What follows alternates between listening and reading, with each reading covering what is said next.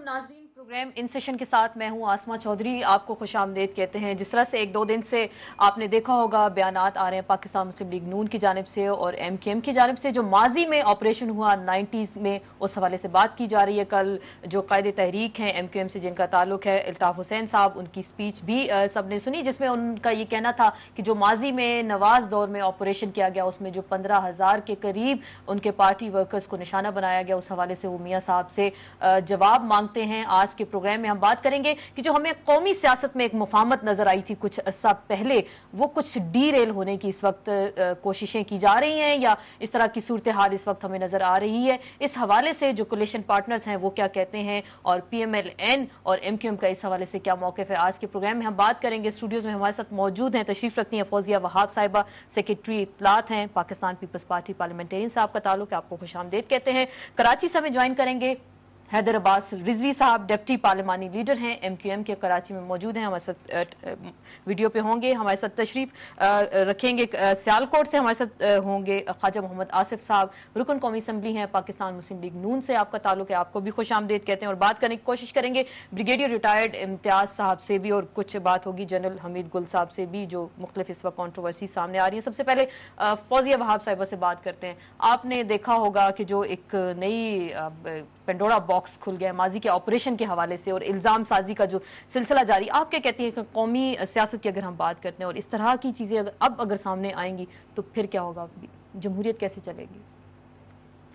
खैर, जमहूरियत तो चलती रहेगी, लेकिन जो परसों हमने गुफ्तगू सुनी ब्रिगेडियर इम्तियाज की, वो काफ़ी तकलीफ दे थी कि ये कहना कि जो ऑपरेशन जिस बुनियाद पे था उस बुनियाद की कोई वजूद नहीं था।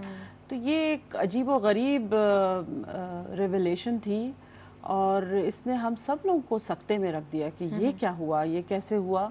इतना बड़ा ऑपरेशन था और पूरे शहर को हिला के रख दिया था।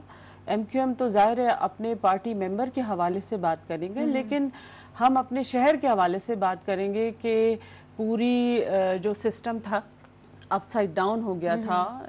हमारे शहर की इकोनॉमी बैठ गई थी और इनके तो लोगों को निशाना बनाया गया मुख्तलिफ तरीक़ों से, लेकिन उसके दूसरे जो इम्पैक्ट सोशली थी वो ये थे कि बहुत से बच्चों को लोगों ने अपने मुल्क से बाहर निकलवा दिया। जो हमारे अच्छे टैलेंटेड लोग थे वो मुल्क छोड़ के चले गए। अजीब व गरीब अफरा तफरी का आलम था उस शहर में। तो बहरहाल अब जो ये बात सुनी है तो ये अफसोसनाक वाक़या, अफसोसनाक आपने कहा ये वाक़या। हम बात करेंगे ख्वाजा मोहम्मद आसिफ साहब से, रुकन कौमी असम्बली पाकिस्तान मुस्लिम लीग नून के सीनियर रहनुमा है। ख्वाजा साहब, आपने भी सारी बातचीत सुनी होगी, ब्रिगेडियर इम्तियाज के जो इंकशाफात थे और जो माजी में ऑपरेशन किया गया, इस हवाले से आप क्या कहते हैं, आपकी जमात का क्या मौक़िफ़ है? देखें, ये जो ऑपरेशन शुरू हुआ आसिफ नवाज साहब के वक्त से लेके फिर नसीरुल्लाह बाबर साहब के वक्त में, और ये तकरीबन 96 तक ये ऑपरेशन जारी हुआ। और जो कल मोहतरम अल्ताफ हुसैन साहब ने कहा कि उनके भाई और भतीजे का, उन्होंने अपने का जिक्र किया उनकी हलाकत का जी, तो वो ये 95 में जो नसीरुल्लाह बाबर साहब वाला ऑपरेशन था, बेनज़ीर साहबा की जो दूसरी हुकूमत थी, उसमें वो अपनी जान से हाथ धो बैठे। मैं असूली बात यह है कि जो भी इस वक्त जो सियासी इस वक्त का नहीं, मैं जो उस वक्त का सियासी सीन था उसमें हमारी एजेंसीज थी वो बड़ी ताकतवर थी। एजेंसीज जो है वो हुकूमतें बना रही थी, हुकूमतें तोड़ रही थी, इत्तेहाद बना रहे थे, इत्तेहाद तोड़ रहे थे। वो एक लंबे अरसे के फौजी दौर के बाद जो है सिविलियन हुकूमतों को आए हुए अभी 2, 4, 5 साल हुए थे और उनका इन्फ्लुएंस जो है वो अभी तक जारी और सारी था फौज की एजेंसियों का, खुसूसन फौज की एजेंसियों का, जिनमें जिन साहब का ब्रिगेडियर इम्तियाज साहब का आपने नाम लिया है, वो एक बड़े अहम किरदार थे ISI में भी और उसके बाद IB में, MI में भी। और बाद में जब जनरल नसीरुल्लाह बाबर साहब ने ऑपरेशन किया तो वो भी, उनकी भी एक फौजी बैकग्राउंड थी। और अगर हमारे वक्त जो ऑपरेशन हुआ मियां नवाज शरीफ की पहली हुकूमत के वक्त, तो उसका بنیاد جو ہے آج بقول برگیڈیئر امتیاز کے غلط ثابت ہو رہی ہے. تو جو جنرل نصیر اللہ بابر صاحب نے آپریشن کیا ان کی بنیاد کیا تھی اور اس کی بنیاد یہ سوال اٹھتا ہے کہ وہ اس کی بنیاد کیا تھی اور اس میں کیا کچھ ہوا. اس میں الطاف حسین صاحب کے بھائی اور بھتیجے کو جان سے ہاتھ دھونا پڑے اور بہت سے ایم کیو ایم کے ورکر جو ہیں وہ مارے گئے. اور میں سمجھتا ہوں کہ کسی بھی سیاسی قوت کے خلاف, چاہے وہ پیپلز پارٹی ہو, ایم کیو ایم ہو, پی ایم ایل این ہو, آرمی کو جو آئینی طور پہ ایک سبسروینٹ قوت ہے سویلین اتھارٹی کے اور الیکٹڈ اتھارٹی کے, یہ حق نہیں پہنچتا. چاہے وہ 91 میں ہوا, چاہے وہ 92 میں ہوا, چاہے وہ 95 میں ہوا, چاہے وہ 99 میں 2000 میں ہوا یا 2007 میں ہوا, 12 مئی کو جو کچھ ہوا. تو یہ سارا تعلق اس میں کہیں نہ کہیں فوجی حکمرانوں کا یا فوج کی ایجنسیوں کا جو ہے وہ کوئی تانے بانے جو ہے نا. خواجہ صاحب آپ کا یہ کہنا ہے, مختصراً آپ کا یہ کہنا ہے کہ جو آپریشن ہوا وہ اس وقت فوج نے کیا تھا اور اس طرح کے جو آپریشن ہوئے, ٹارگٹ کلنگ ہوئی, اس میں فوج انوالو تھی؟ نہیں, اس میں جی میں نمبر 1 پہ ایجنسیز رکھوں گا اور اس کے بعد جو ہے 9-10 سال کی حکمرانی کے بعد جو ہے فوج جو ہے وہ اپنی گرپ جو ہے وہ ڈھیلی نہیں کرنا چاہتی تھی سیاسی معاملات کے اوپر. اور وہ انہوں نے دونوں آپریشن جو ہے جو 92-93 میں ہوا اور اس کے بعد 95-96 میں ہوا, ان دونوں آپریشنوں میں جو ہے جو پیوٹل رول جو ہے وہ ملٹری کی ایجنسیوں نے. آپ ہمارے ساتھ لائن پہ ہی موجود رہیں گے. حیدر عباس رضوی صاحب کراچی سے ہمارے ساتھ موجود ہیں, ڈپٹی پارلیمانی لیڈر ہیں ایم کیو ایم کے. السلام علیکم حیدر صاحب.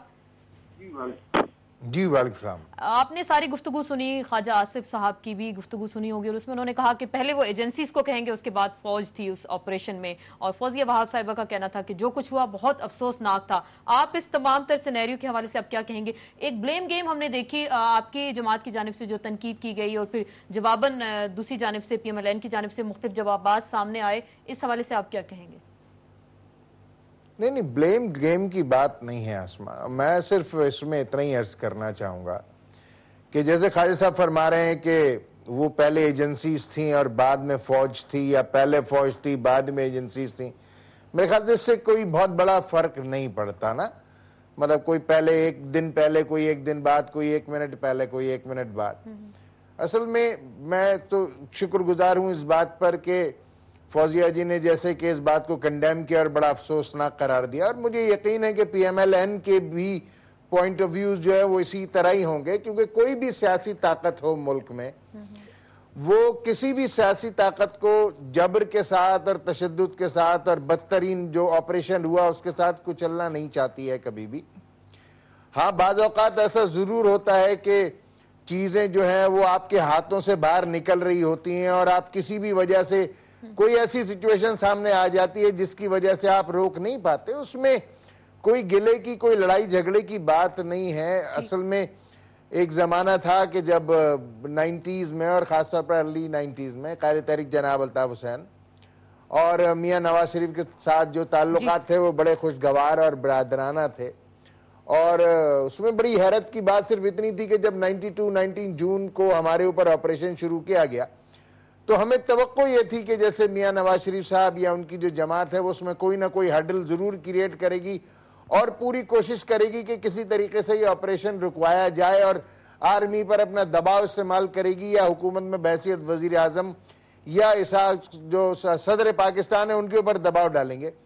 مگر شاید جو ہماری توقعات تھیں وہ اس طریقے سے پوری نہیں ہو پائیں. بہرحال اس بات کو 17 سال گزر گئے ہیں اور اب تو ظاہر ہے کہ گلے شکوے ہی رہ جاتے ہیں, اس سے زیادہ کیا رہ جاتا ہے. جتنے ہمارے لوگ مارے گئے, 15,000 سے زیادہ نوجوان شہید ہوئے, ہمارے ہزاروں ساتھی جیل گئے, وہ کسی سے ڈھکا چھپا ہے نہیں. ہم پر ملک دشمنی کے الزامات لگائے گئے, ہمیں راک ایجنٹ ڈکلیئر کیا گیا, جنا پور کی سازش کی ساری بات ہوئی. تو ظاہر ہے کہ اب صرف گلے شکوے ہی رہ جاتے ہیں اور کیا ہے, ورنہ تو راک کے ڈھیر میں شعلہ ہے نہ چنگاری ہے. چلے بالکل اسی پوائنٹ پہ ہم مزید بات کریں گے, وقت ہو ایک بریک کا. حیدر عباس رضوی صاحب کا یہ کہنا ہے کہ اب تو گلے شکوے رہ جائیں گے اور جو راک کے ڈھیر پہ کیا سیاست کرنی ہے. اسی پوائنٹ پہ دونوں ہمارے جو پارٹیسپینٹس ہیں فوزیہ وہاب صاحبہ, ان سے بھی بات کریں, خواجہ آصف صاحب سے, لیکن ایک بریک کے بعد.